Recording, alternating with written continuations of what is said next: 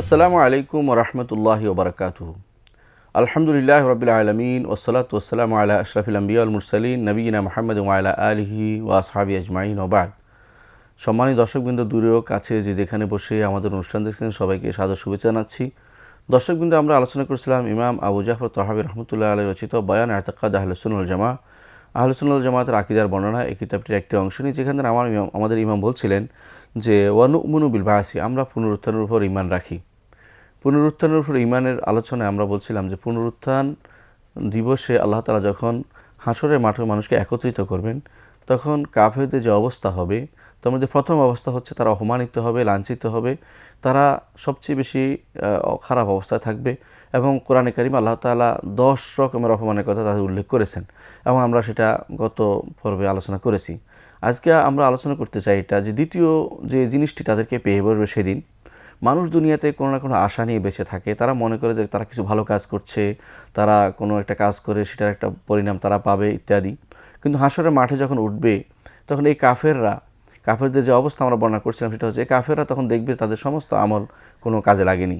সাধারণত আমল দুই ধরনের হয়ে থাকে। এক ধরনের আমল হচ্ছে অন্যায় করে, তাদের খারাপ কাজ করে, সেগুলোর যে প্রতিফল সেটা তারা পাবে, সেটা বাদ যাবে না, সেটা তারা অবশ্যই পাবে। কারণ এটা তারা সওয়াবের আশা করে নাই, কিন্তু এটা কখনো তাদের বাদ যাবে না, তারা কঠিন বিপদের মধ্যে থাকবে। সেটা আল্লাহ তাআলা কোরআনে কারিমে উল্লেখ করেছেন এবং সেটাকে একটি উপমার মাধ্যমে উল্লেখ করে দিয়েছেন। আল্লাহ তাআলা বলছেন, আও কাযুলুমাতিন ফি বাহরিল লুজ্জি ইয়াগশাহু মাওজুম মিন ফাওকি সাহাব যুলুমাতুম বা'দুহা ফাওকা বা'দ ইযা আখরাজা ইয়াদাহু লাম ইয়াকাদ ইয়ারাহা ওয়া মান লাম ইয়াজআলিল্লাহু লাহু নূরান ফামা লাহু মিন নূর। আল্লাহ তাআলা তাদের আমলের, কাফেরদের আমলের একটা উদাহরণ দিয়েছেন। কাফেরদের আমল হচ্ছে এরকম: অন্ধকার সমুদ্রের মধ্যে, যে গভীর সমুদ্রের অন্ধকার, ঢেউয়ের উপরে ঢেউ, ঢেউর উপরে মেঘের এই সব রকম অন্ধকার। এক তো গভীর অন্ধকার, তার উপরে আছে ঢেউ, ঢেউর উপরে আবার ঢেউ, ঢেউর উপরে আবার তার উপরে হচ্ছে মেঘের অন্ধকার। এই সব অন্ধকারের ভিতরে যেভাবে যুলুমাতুম বা'দুহা ফাওকা বা'দ, অন্ধকার বিভিন্ন রকমের অন্ধকার, একটির উপরে আরেকটি। ইযা আখরাজা ইয়াদাহু লাম ইয়াকাদ ইয়ারাহা, এমন অন্ধকার যে অন্ধকারের উপরে যখন কেউ হাত বের করে নিজের হাতে নিজে দেখতে পায় না।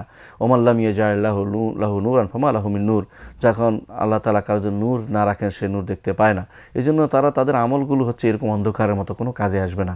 নিজের হাত দেখতে পাবে না যেভাবে, সেরকম তাদের আমলগুলো এমনি নষ্ট হবে, তারা সেরকম কঠিন আযাবে লিপ্ত হবে। দ্বিতীয় আরেক ধরনের আমল আছে তাদের, সেই আমলগুলো হচ্ছে তারা মনে করছে যে তারা কোনো ভালো কাজ করতেছে।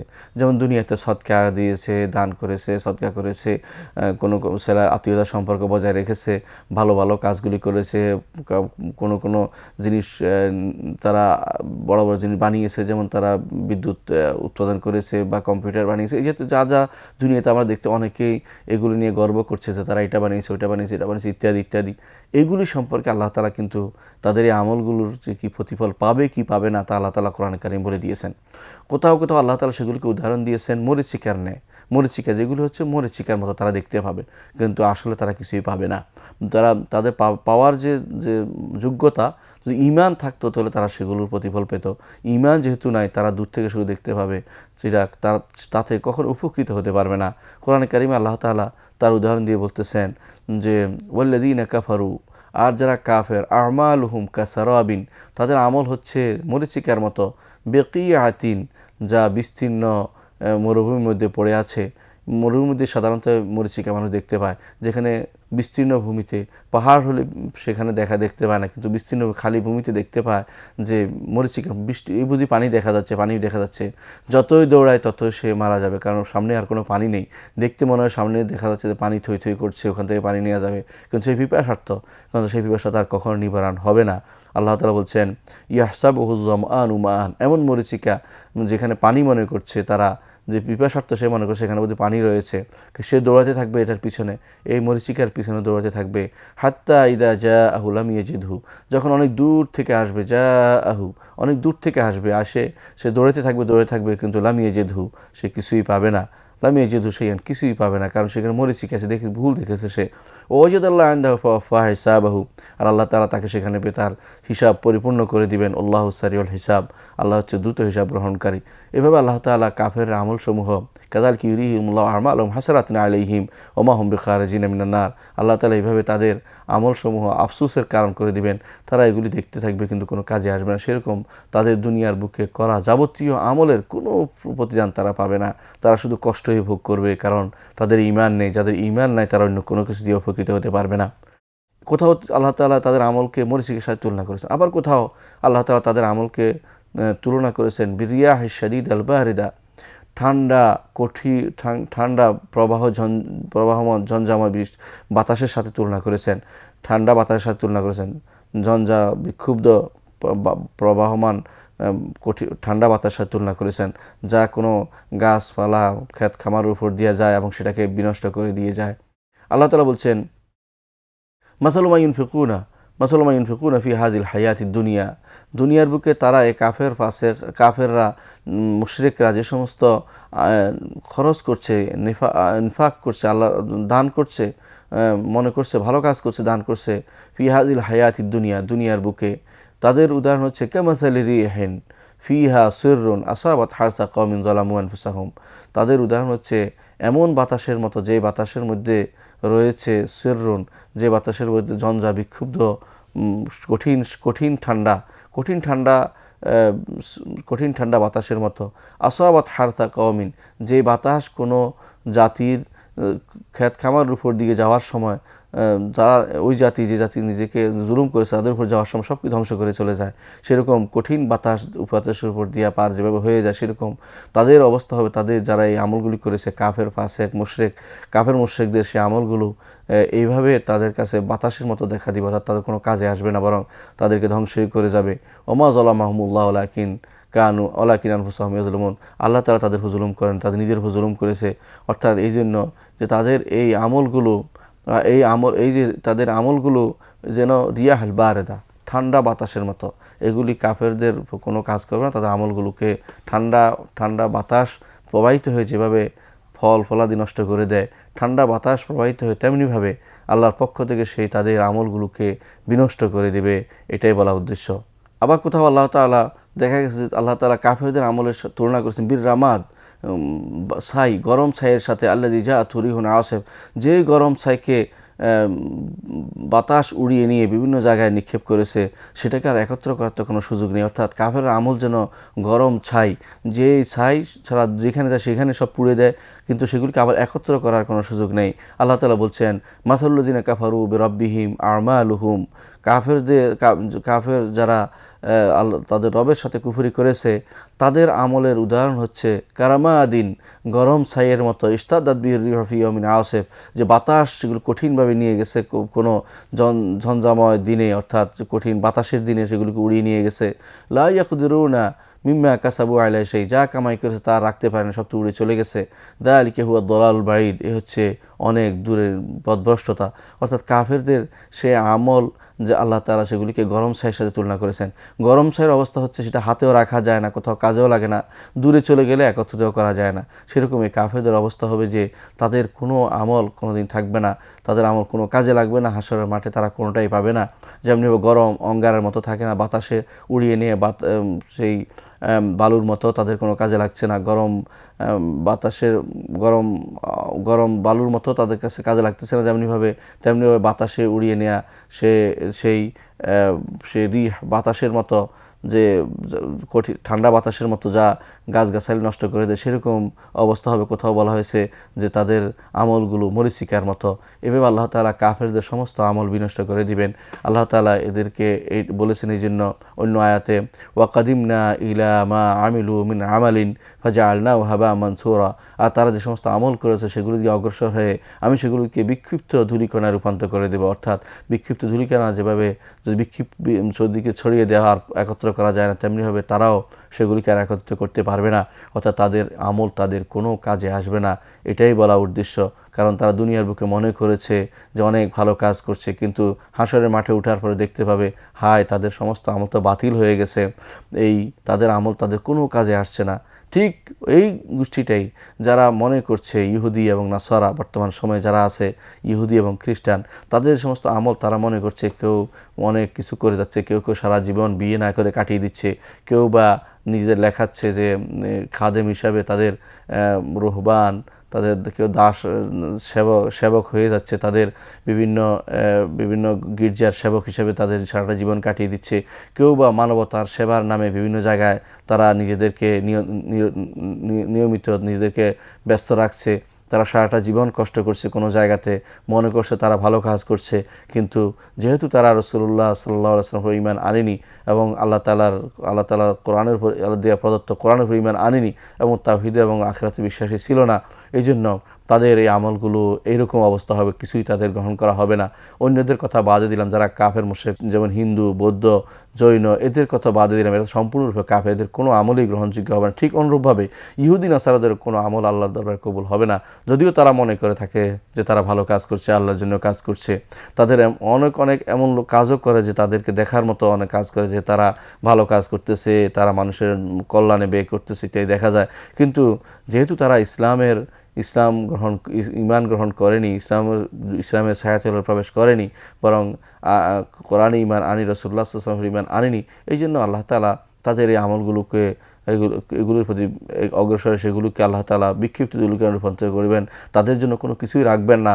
কোরআনে কারিমে আল্লাহ তাআলা এই জন্য বলছেন, কুল হাল নুনাব্বিউকুম বিল আখসারিনা আমালা, বলুন আমি কি তোমাদেরকে জানিয়ে দিব না, আমরা কি তোমাদেরকে জানিয়ে দিব না, বিল আখসারিনা আমালা, দুনিয়ার বুকে আমলের দিক থেকে ক্ষতিগ্রস্ত, সবচেয়ে বেশি ক্ষতিগ্রস্ত তারা, তাদের সম্পর্কে জানিয়ে দিব না। আল্লাযিনা দাল্লা সাইয়ুহুম ফিল হায়াতিদ দুনিয়া, যারা তাদের জীবনের সমস্ত প্রচেষ্টা বিনষ্ট, খুইয়ে বসেছে, কোনো কাজে তাদের লাগেনি, দুনিয়ার জীবনের সমস্ত প্রচেষ্টা খুইয়ে বসেছে। ওয়াহুম ইয়াহসাবুনা আন্নাহুম ইহসিনুনা সুনআ, তারা মনে করছে তারা কতই না ভালো কাজ করছে। আল্লাযিনা উলাইকা আল্লাযিনা কাফারু বিআয়াতি রাব্বিহিম, তারাই হচ্ছে ওই সম্প্রদায় যারা তাদের রবের আয়াতে কুফরি করেছে, ওয়ালিকাহি, তার সাথে সাক্ষাতের সাথে অস্বীকার করেছে। ফাহাবিতাত আমালুহুম, সুতরাং তাদের আমল সব বিনষ্ট হয়ে গেছে। ফালা নুকিমু লাহুম ইয়াউমাল কিয়ামাতি ওয়াজনা, কিয়ামতের দিন তাদের আর কোনো ওজন করা হবে না। যালিকা জাযাউহুম জাহান্নাম বিমা কাফারু, এ হচ্ছে তাদের প্রতিদান জাহান্নাম, কারণ তারা কুফরি করেছে। ওয়াত্তাখাযু আয়াতি ওয়া রুসুলি হুজুয়া, আর তারা গ্রহণ করেছে আমার নিদর্শনকে এবং আমার রসুলদেরকে ঠাট্টার পাত্র হিসেবে। এভাবে আল্লাহ তাআলা যারা কাফের তাদের শাস্তির কথা বলেছেন, তারা সবচেয়ে কষ্ট পাবে যে তারা কোনো দুনিয়ার বুকে এত কষ্ট করেছে কিন্তু তাদের কোনো কাজে লাগেনি। অনেক মানুষকে আপনি দেখতে পাবেন, যোগীকে দেখতে পাবেন, তারা যোগ ব্যায়ামে বসে জীবনে শেষ করে দিচ্ছে। অনেককে দেখতে পাবেন নিজের উপর জুলুম করতেছে, তারা সারা রাত ধরে অথবা সারা দিন ধরে তারা কোনো একটা জিনিসের মধ্যে কষ্ট করে ইবাদত করতেছে, পূজা করতেছে, অর্চনা করতেছে। কোথাও দেখতে পাবেন কোনো এই সংসার বিরাগী দরবেশদেরকে, অথবা কোথাও দেখতে পাবেন যোগীদেরকে, অথবা কোথাও দেখতে পাবেন ইহুদি অথবা নাসারাদেরকে, তারা এত কষ্ট করছে কিন্তু আল্লাহ তাআলা তাদের সে কষ্টের কোনো মূল্যায়ন আখিরাতে করবেন না, কারণ তারা কুফরি অবস্থায় দুনিয়া থেকে চলে গেছে। ইন্নাহুম কাফারু বিল্লাহি ওয়া রাসূলিহি ওয়া মাতু হুম ফাসিকুন, তারা আল্লাহ এবং তার রাসূলের উপর কুফরি করেছে এবং তারা মারা গেছে এমন অবস্থায় যে তারা ঈমানদার ছিল না। এই জন্য আল্লাহ তাআলা এদেরকে বলেছেন বিল আকসারিনা আমালা, আমলের দিক থেকে সবচেয়ে ক্ষতিগ্রস্ত। সাদ ইবনে আবি ওয়াক্কাস রাদিয়াল্লাহু আনহু তিনি বলেছেন, হুমুল ইয়াহুদ ওয়ান নাসারা, যারা আমলের দিক সবচেয়ে ক্ষতিগ্রস্ত আল্লাহ ইহুদ নাসারা, কারণ ইহুদিরা রাসূলুল্লাহ সাল্লাল্লাহু আলাইহি ওয়াসাল্লামকে মানতে অস্বীকার করেছে, আর নাসারারা তারা জান্নাতকে অস্বীকার করেছে এবং তারা বলে থাকে সেখানে কোনো খাবার ও পানীয় নেই। অর্থাৎ তারা জান্নাতের খাবার পানিকে অস্বীকার করছে, আখিরাতকে অস্বীকার করছে, আর নাসারা রাসূলুল্লাহ সাল্লাল্লাহু আলাইহি ওয়াসাল্লামকে অস্বীকার করে। এই জন্য তারা হচ্ছে আকসারিন আমালা, দুনিয়ার বুকে যে সমস্ত আমল করেছে সেগুলি তাদের কোনো কাজে লাগবে না, তারা সবচেয়ে ক্ষতিগ্রস্ত হবে আমলের দিক থেকে। যদিও তারা মনে করছে তার হকের উপর আছে এবং ইবাদত করছে, তাদের কোনো কমতি করে না, কিন্তু তাদের এই আমল তাদের কোনো কাজে আসবে না হাসরের দিন। আল্লাহ তাআলা বলেছেন যে ঈমান না আনলে তার কোনো মানুষের কোনো আমল গ্রহণ করা হয় না। কোরআনে কারিম আল্লাহ তাআলা বলে দিয়েছেন, আল্লাহ বলছেন, ওয়ামান ইয়াবতাগি গায়রাল ইসলামি দীনান ফালান ইউকবালা মিনহু ওয়া হুয়া ফিল আখিরাতি মিনাল খাসিরিন, আর যে ব্যক্তি ইসলাম ব্যতীত অন্য কোনো কিছু দিন হিসাবে গ্রহণ করবে অথবা অন্য কিছু দিন হিসাবে গ্রহণ করার জন্য ইচ্ছা করবে, ফালান ইউকবালা মিনহু, তার থেকে তা গ্রহণ করা হবে না, ওয়া হুয়া ফিল আখিরাতি মিনাল খাসিরিন, আখিরাতে সে ক্ষতিগ্রস্তদের অন্তর্ভুক্ত হবে। সুতরাং ইসলাম না নিয়ে যত কিছুই আখিরাতের মাঠে যারা উপস্থিত হবে, মুসলিম হয়নি, ঈমান আনেনি, আল্লাহ এবং তার রাসূলের উপর আখিরাতের উপর ঈমান আনেনি, এই সমস্ত কাফের মুশরিক, এরা হাশরের মাঠে উঠলে সবচেয়ে দ্বিতীয় যে বড় কষ্টটা পাবে তা হচ্ছে তাদের আমলগুলি কোনো কাজে লাগবে না দেখতে পাবে এবং তারা সব কিছু থেকে ক্ষতিগ্রস্ত, মাহরুম, বঞ্চিত হিসেবে নিজেদেরকে পাবে। তৃতীয় যে কাজটি তারা করবে হাশরের মাঠে, প্রথম কাজটি আমরা বলেছিলাম যে অপমানজনক অবস্থা তাদের মধ্যে বিরাজ করবে। সেটা 10 রকমের অপমান আমরা কোরআন থেকে উল্লেখ করেছি। দ্বিতীয় যে কাজটি আমরা বলেছি এটা হচ্ছে যে তারা সেদিন দেখতে পাবে তাদের আমল, দুনিয়ার বুকে যত আমল করেছে এগুলো কোনো কাজে লাগেনি। তৃতীয় যে কাজটি তারা সেদিন করবে সেটা হচ্ছে তারা সারাক্ষণ ঝগড়ায় লিপ্ত থাকবে, নিজেদের মধ্যে নিজেরা ঝগড়া করবে এবং তারা ঝগড়া করবে তাদের সাথে এবং যারা তাদের ইবাদত করেছে তাদের সাথে, অনুরূপভাবে তাদের সাথে এবং তাদের মুরব্বী যারা ছিল, যারা তাদের পথ প্রদর্শক ছিল, নেতা গোছের ছিল, তাদের সাথে ঝগড়া করবে। এমনকি শয়তানের সাথে পর্যন্ত তাদের ঝগড়া হবে। কোরআনে কারিমে আল্লাহ তাআলা সেটা উল্লেখ করেছেন। কাফেররা যখন শাস্তি দেখতে পাবে, আল্লাহর শত্রুরা যখন শাস্তি দেখতে পাবে, আযাব দেখতে পাবে এবং দেখতে পাবে যে তাদের সামনে আর কোনো পথ উল্লেখ নেই, তাদের এমন কোনো আমল নেই যা আল্লাহর কাছে পেশ করতে পারবে, এবং তারা দেখতে পাবে যে তারা কষ্টে আছে, অপমানজনক অবস্থা আছে, তখন তারা সাধারণত মানুষ খুঁজতে থাকে যে কেউ কি আমার কোনো সহযোগিতা করতে পারে কিনা, আমার সহযোগী কেউ আছে কিনা, কেউ আমার কোনো কাজে লাগতে পারে কিনা। দেখবে যে তাদের সেটাও নেই, বরং তারা তখন ঝগড়া লিপ্ত হবে, বরং দেখতে পাবে একে অপরের শত্রুতে পরিণত হয়েছে। কোরআন কারীমে আল্লাহ তাআলা এই জন্য বলেছেন, আল আখিল্লাউ ইয়াওমাইযিন বা'দুহুম লিবা'দিন আদুউন ইল্লাল মুত্তাকিন। অন্তরঙ্গ বন্ধুরা সেদিন একে অপরের শত্রুতে পরিণত হবে, তবে মুত্তাকি যারা তারা কখনো পরস্পর শত্রুতে পরিণত হবে না। তাকওয়া থাকলে তারা একে অপরের উপকারে আসবে, একে অপরকে সহযোগিতা করবে, একে অপর সহযোগিতা করার জন্য আল্লাহকে সুপারিশ করবে যে আল্লাহ আমার এই বন্ধু আমার সাথে ছিল, সেই দিনের কাজ করেছে, ভুল করেছে, ক্ষমা করে দাও, তাকে সুপারিশ করবে। কিন্তু যারা তাকওয়া নাই, যাদের ঈমান নেই, ঈমানের শর্ত আল্লাযীনা আমানু ওয়া কানু ইয়াত্তাকুন, তারাই মুত্তাকি। যারা ঈমান থাকে, ঈমান নাই যাদের, তারা একে অপরের শত্রুতে পরিণত হবে। আল্লাহ তাআলা বলেছেন বা'দুহুম লিবা'দিন আদু, একে অপর শত্রুতা হবে। কীরকম শত্রুতা হবে সেই শত্রুতার বিষয়টি আল্লাহ তাআলা বিভিন্নভাবে উল্লেখ করেছেন। তার মধ্যে বলছেন যে কখনো কখনো জাহান্নামীরা একে অপরের শত্রুতে পরিণত হবে, কখনো কখনো একে অপরের বিরুদ্ধে ঝগড়া লিপ্ত হবে, কখনো কখনো একে অপর যারা ইবাদত করেছে এবং যাদের ইবাদত করেছে তারা একে অপর শত্রুতা করবে। কখনো কখনো দেখা যাবে যে নেতারা এবং যাদের অনুসরণ করেছে, নেতারা এবং যাদেরকে নেতৃত্ব দিয়েছে তারা পরস্পর শত্রুতে পরিণত হবে, এবং কখনো কখনো অহংকারী এবং সাধারণ দুর্বল মানুষ এরা পরস্পর শত্রুতা করবে। আবার দেখা যাবে একজন মানুষ তার সাথে যে শয়তান ছিল তার সাথেও ঝগড়া করবে। আবার দেখা যাবে কাফের তার বিভিন্ন অঙ্গের সাথে ঝগড়া করছে যে তুমি আমাকে ওই জায়গায় নিয়ে গেছো, যেমন কাফের বলবে যে তুমি আমাকে কুফরের দিকে নিয়ে গেছে। এইভাবে পরস্পর ঝগড়াতে লিপ্ত হতে থাকবে। কোরআনে কারিমে আল্লাহ তাআলা উল্লেখ করেছেন যে কখনো কখনো ইবাদতকারী কাফের যার ইবাদত করত তার সাথে ঝগড়া করবে। যদি সে যদি কোনো ঈমানদার না হয়, অন্য কাফের যা ইবাদতকারী হয়, অর্থাৎ যার ইবাদত, যেমন শয়তান ইবাদত করছে বা ইত্যাদি ইবাদত করছে, যার ইবাদতে তা খুশি আছে, এরকম লোক হয়, এরকম কোনো কিছু হয়, তাহলে তারা পরস্পর ঝগড়াতে লিপ্ত হবে এবং কেন তারা একে অপর ইবাদত করেছে এ নিয়ে পরস্পর থেকে মুক্ত হতে চাইবে যে আমি আমাকে বলি নাই তোমাকে ইবাদত করতে, অথবা বলবে আমরা সবাই আছি, এভাবে বলতে থাকবে। আল্লাহ তাআলা সেটা উল্লেখ করেছেন কোরআনে কারীমে। আল্লাহ তাআলা বলছেন ওয়া বুরিজাতিল জাহিমু লিল গাওয়িন, আর প্রকাশ করা হবে জাহান্নাম যারা পথভ্রষ্ট তাদের জন্য। ওয়া কিলা লাহুম আইনামা কুনতুম তা'বুদুন, তাদেরকে বলা হবে কোথায় তারা যাদের তোমরা ইবাদত করতে, মিন দুনিল্লাহ, আল্লাহ ছাড়া, হাল ইয়ানসুরুনাকুম আও ইয়ানতাসিরুন, তারা কি আজ তোমাদের কোনো সাহায্য করবে, তোমরা তাদের সাহায্য করবে নাকি তোমরা সাহায্য প্রার্থী হবে, তারা সাহায্য করবে তোমাদেরকে। ফাকুবকিবু ফিহা হুম ওয়াল গাউন, সেখানে জমা করা হবে তাদেরকে এবং পথভ্রষ্টদেরকে একসাথে জমা করা হবে। ওয়া জুনুদু ইবলিস আজমাউন, সেখানে ইবলিসের যাবতীয় সেনাবাহিনী তাদেরকেও সেখানে নিক্ষেপ করা হবে। ক্বালু ওয়া হুম ফিহা ইয়াখতাসিমুন, তারা বলবে সেখানে তারা ঝগড়া লিপ্ত হবে। এই ঝগড়া তাল্লাহি ইন কুন্না লাফি দালালিম মুবিন, আল্লাহ শপথ করে বলছি আমরা তো সুস্পষ্ট পথভ্রষ্টতায় লিপ্ত ছিলাম। ইয নুসাউবিকুম বিরাব্বিল আলামিন, রব্বুল আলামিনের সাথে আমরা তোমাদেরকে সমান ভাবেছি, মহব্বতের দিক থেকে, ইবাদতের দিক থেকে, আনুগত্যের দিক থেকে আমরা তোমাদের কথা শুনেছি, আল্লাহর কথা শুনিনি, আল্লাহ তাআলাকে ভালোবাসিনি, তোমাদেরকে বেশি ভালোবাসছি। ওয়ামা আদাল্লানা ইল্লাল মুজরিমুন, এই অপরাধীরা তো আমাদেরকে পথভ্রষ্ট করে দিয়েছে।